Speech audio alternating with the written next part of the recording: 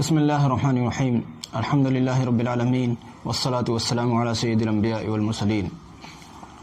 اللہ کے رسول صلی اللہ علیہ وسلم نے اپنے چچا کو ایک نماز سکھائی تھی، اور اس نماز کو سکھانے کے ساتھ یہ وصیت فرمائی تھی کہ اس کو روزانہ پڑھا کرو، اگر ایسا نہ ہو سکے تو ہفتے میں ایک بار پڑھ لیا کرو، ایسا بھی نہ ہو سکے تو مہینے میں پڑھ لیا کرو، یا پھر سال میں پڑھ لیا کرو، ورنہ زندگی میں ایک بار ضرور پڑھ لو۔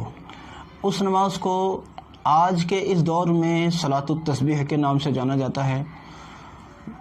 رمضان شریف میں ویسے تو بہت لوگ ماشاءاللہ اس کا اہتمام کرتے ہیں، عورتیں اور بچیاں بھی اس کا اہتمام کرتی ہیں، لیکن اس کے طریقے کو لے کر بہت سارے لوگ الجھے رہتے ہیں۔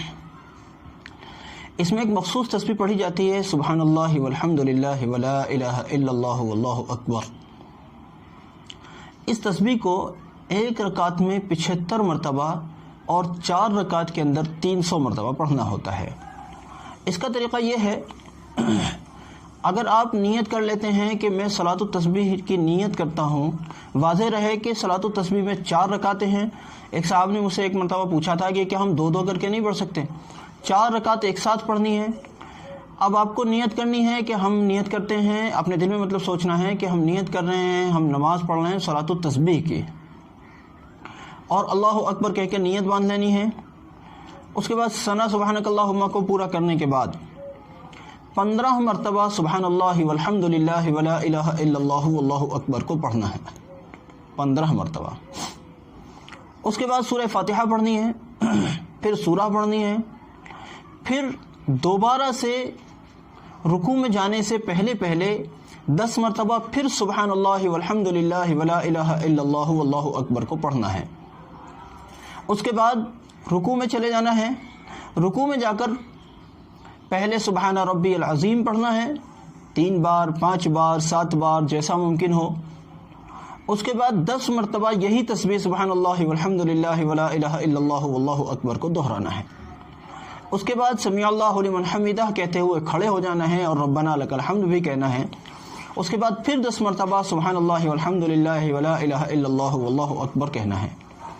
اس کے بعد آپ سجدے میں جائیں اللہ اکبر کہتے ہوئے،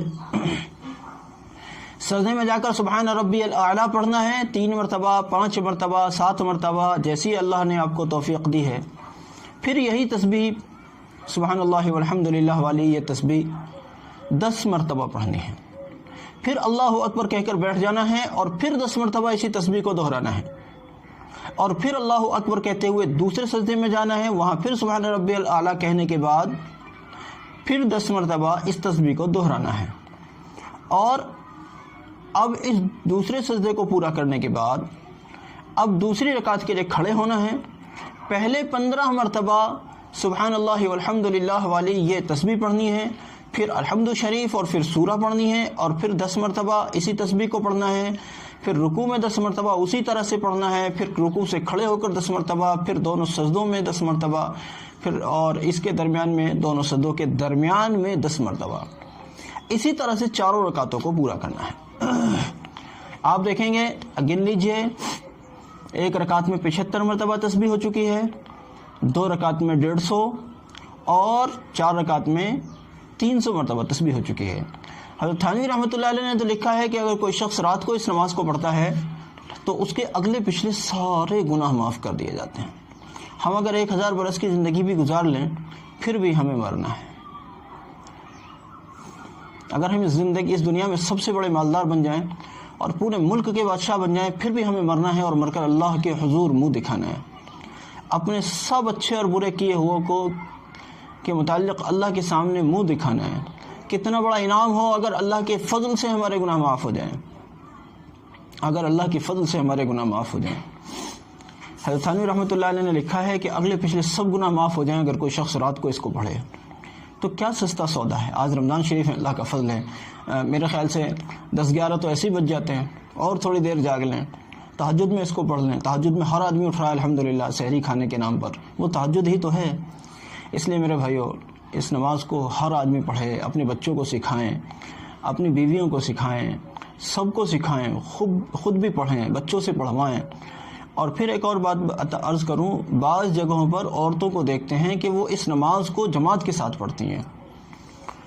بھائی اس نماز کو جماعت کے ساتھ نہ پڑھا جائے، اور خواتین تو ویسے بھی خواتین میں آپس میں امام نہیں ہوتا، اس لیے بہرحال اس نماز کا اہتمام کریں۔ اللہ مجھے بھی توفیق دے، آپ کو بھی توفیق دے۔ جزاکم اللہ، السلام علیکم۔